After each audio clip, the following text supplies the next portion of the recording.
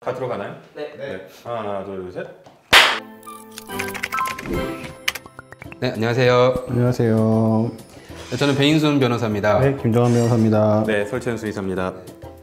저번 시간에는 저희 동물보호법에 대해서 얘기를 했어요. 그러니까 이게 설채연 쌤 오니까 너무 좋네요. 네, 논의가 풍부해지는 것 같아요. 근데 이게 조심해야 될 게 있어요. 뭐 어떤 거죠? 우리들은 약간 네.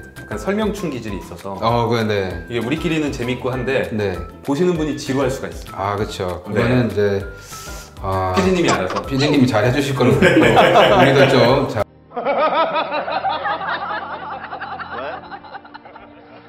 이번 영상은 이제 반려동물 보유세 아직 우리나라에서 시행되고 있지는 않은데요. 네.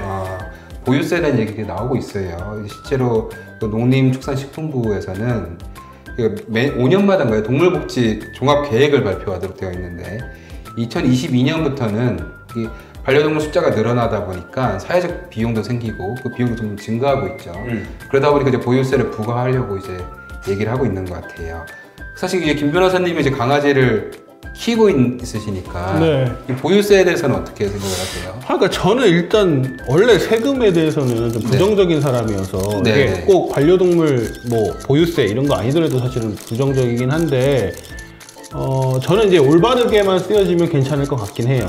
그 설쌤 같은 경우는 당연히 찬성이시죠? 네, 뭐 많은 분들이 제가 그러니까 동물을 위해서 반대할 거라고 생각하시는 분들도 있지만 네. 저는 이제 적극 찬성인 부분이고 실무자들의 얘기를 들어보면 더 찬성을 할 수밖에 없는 것 중에 하나가 우선은 이제 허들을 높이는 것뿐만 아니라 이 세금이 이제 어디다 쓰일 것이냐라고 봤을 때 지금 뭐 아직 완전히 믿을 수는 없지만 네. 동물과 관련된 일에 쓰겠다. 동물과 관련된 일에. 뭐 유기견이든 유기견. 동물복지 이런 곳에 쓰겠다라고 얘기를 하는데 제가 왜 찬성하는 이유 중에 하나는 지금 원래 이번 문재인 정권이 들어오면서부터 그 공약 중에 하나가 강아지 운동장, 공원을 많이 만들겠다라고 했어요. 그런 공약도 있어요? 네. 어. 공원을 이제 각 뭐 지방자치단체별로 강아지를 풀어놓고 놀 수 있는 공간들을 많이 만들겠다라고 했는데 실제로 노력을 많이 했어요. 근데 왜 막히냐? 민원이에요. 민원 무섭죠, 그렇죠? 네, 민원이 되게 무서운데 그 민원 중에 첫 번째는 왜 우리 집 옆에 뭐 이런 걸 두느냐가 있고요. 두 번째가 약간 기피시설로 인식이 되나 그렇죠. 보네요. 그리고 두 번째가 왜 우리 세금으로 이런 거 하냐는 거예요. 나는 안 키우는데. 나는 안 키우는데 왜 우리 세금으로 개를 위한 공간을 만드냐. 이런 민원들이 있기 때문에 만약에 이런 세금을 통해서 강아지 이제 미국처럼 이제 그냥 독팍이라고 하잖아요. 거기서 독팍들이 네. 많이 늘어나게 되면 그런 거 지을 때 이거 이 사람들이 낸 세금으로 짓는 거다라는 약간 정당성이 생길 수 있고 또 하나는 사실 우리가 개물림 사고가 상당히 많이 늘어나고 있는데 개물림 사고라 그러는군요. 네, 그렇죠. 개물림 사고가 상당히 많이 늘어나고 있는데 이 개물림 사고를 줄이는 되게 좋은 방법 중에 하나가 이런 강아지 공원을 많이 만드는 거예요. 강아지를 띄워놓을 수 있는. 그렇죠. 안전하게 모아놓을 수 있는. 그러니까 예를 들어서 저 같아도 우리 강아지 산책을 나갔는데 강아지 공원에 가서 산책을 할 수 있다라고 하면 거기서 풀어놓고 놀 수 있다라고 하면 강아지 싫어하는 사람은 거기 안 가면 돼요. 거기 피하게 되겠죠. 강아지를 무서워하거나 싫어하는 사람들은. 그리고 강아지를 좋아하는 사람들은 거기로 몰리게 돼요. 그래서 개들끼리의 싸움은 늘어날 수 있지만 가장 큰 사회적인 문제인 이 반려견이 비반려인을 무는 상황 이런 상황들을 좀 줄일 수 있거든요. 줄일 수 있다. 네. 그리고 중요한 그렇죠. 이야기네요. 네. 그리고 가장 큰 것 중에 하나는 유기견 문제죠.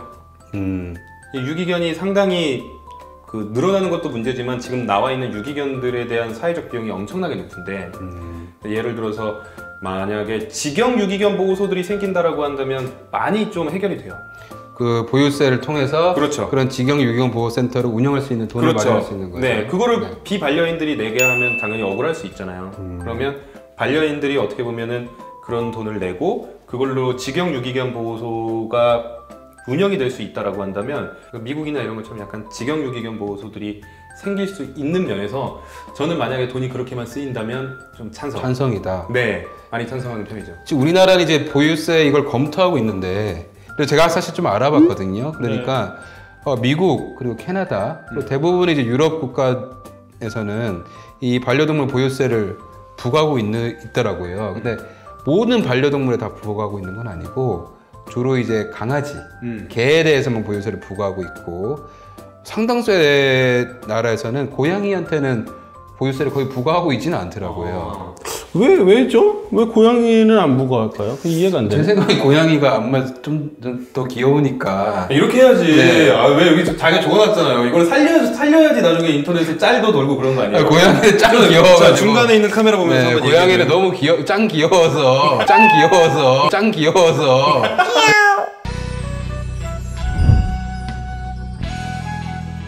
이렇게 해야지.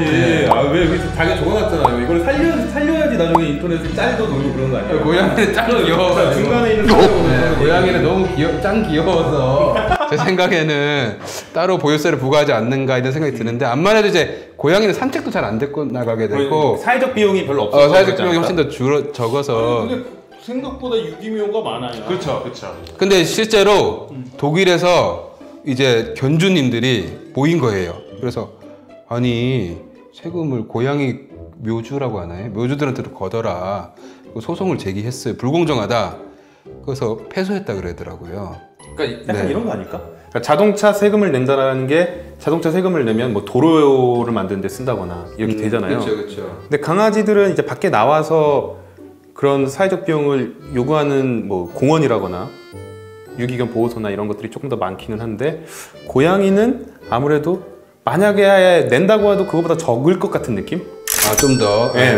사회적 비용 자체가 고양이가 강아지보다 좀 적을 것 같아요. 근데 저는 궁금한 게 사실은 이제 보유세를 부과한다고 해도 사실 뭐 김 변호사님이 개를 키우는지 아니면 제가 개를 키우는지 뭐 알아야 그 사람한테 보유세를 부과할 거 아니에요. 국가가 지금은 우리나라는 지금 전혀 거의 모르지 않나요? 그렇잖아요. 그래도 이제 많이 지금 네. 등록률이 그래도 많이 오르고 있어요. 등록제를 실시는 하고 있죠. 동물 등록제를 해서 네. 등록률이 많이 오르고 있어서 만약에 한다라고 하면 그 동물 등록을 통해서 세금을 부과하겠죠. 등록제를 통해서 그 사실 근데 시골에 있는 이제 백구들 뭐 이런 그러니까. 그런 강아지들은 사실 등록을 한다는 게 당장은 좀 어려울 것 같은데. 이거 등록 안 하면 그 페널티가 있어요. 페널티가 있나요? 또 페널티가 있어요. 네, 있어요. 과태료가 있어. 또 과태료가 사실 근데 저번 시간에도 말씀드렸지만 좀 유명무실해지는 경우들이 좀 있죠. 그렇죠. 그리고 이게 네. 동물 등록을 했는지 안 했는지 그러네 이거 알 수가 없네. 알기가 힘들어요. 네네. 저는 사실 등록 안 했거든요. 그 안 한 이유가 과태료 내셔야 돼요. 과태료는 낼게요. 내는데 네. 과태료 얼마? 한 10만 원 하나요? 뭐 안 하는 이유가 있어요. 저는 그러니까 칩을 심는 게 싫어요. 그러니까 이게 애들이 아플까봐 칩을 심는 게 싫어서 그거 등록을 안 근데 했을 실제로 뿐이지. 독일은 마이크로칩을 상당 대부분의 반려견들한테 지금 일본도. 그래요? 일본도 그런가요? 일본은 거의 판매할 때 칩을 삽입해야지만 판매할 수 있을 거예요. 와, 어마어마하다 진짜. 네. 그러니까 이게 근데 칩을 안 해도 할 수 있어요. 등록을.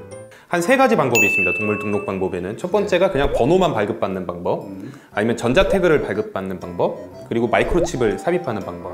근데 이제 사실 국가적으로는 마이크로칩을 가장 선호한다. 선호하죠. 근데 이게 만약에 일본처럼 마이크로칩 그 시술률이 높으면 유기견은 많이 줄어요. 그 현재 독일은 이제 보유세가 있는데 독일에선 보유세를 지금 어느 정도 부과하고 있나요? 제가 알아본 바로는 네. 한 뭐 평균적으로 1년에 13만 원 정도. 13만 원 정도. 네, 근데 이게 아까 말한 우리 전편에서 말한 로트와일러나 네. 맹견으로 분류되는 네. 견종을 키우면 세금이 아주 올라가요. 아주 올라가는. 막 100만 원이 넘게 올라가고 그리고 2마리 때부터 또 비싸져요. 한 마리 때 그러니까 곱하기 2 하는 게 아니고 네. 곱하기 3을 하든 4를 하든. 네, 그게 또 2마리 때부터 비싸지는데 이렇게 비싼 세금 얘네가 또 똑똑한 게 뭐냐면 세금을 이렇게 비싸게 때려놓고서 네. 교육을 받잖아요. 만약에 이 강아지가 트레이닝을 받았다. 네. 그러면 세금을 좀 감면해줘요. 그러니까 적절한 교육을 받게 하고 이렇게 하면 세금 좀 줄여주는구나. 그렇죠. 어떻게 보면 교육비를 주는 거네. 어떻게 보면은 네. 그렇죠. 교육을 그러니까 받겠죠. 왜냐면 교육을 안 받으면 100만 원 내야 되는데 교육을 50만 원 내고 받고 그러면 세금을 50만 원만 낸다. 그럼 교육 다 받지. 그러면 교육을 받지. 그러니까 이런 식으로 유도하는 거죠. 굉장히 독일은 좀 이렇게 선구적인 네. 이런 모습들을 많이 갖고 있는 것 같아요. 그렇죠. 그러니까 참조하기도 좋은 것 같고.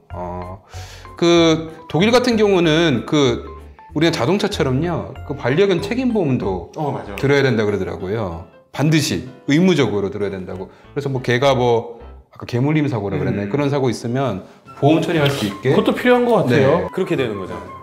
그것도 문제는 있긴 하다. 네. 예, 이게 아, 난 엄청 뿌듯해했거든. 옆집 사람이 그 네. 참치캔을 주길래 아 나는 그러면 족이다. 돈 없으면 키우지 마. 그렇죠. 아니 뭐 뺄걸 산다는 느낌으로 강아지 사는 건 아닌 것 같아요. 근데 그런 사람이 네. 많다니까 실제로. 네. 진짜 그거는 너무 많아. 좀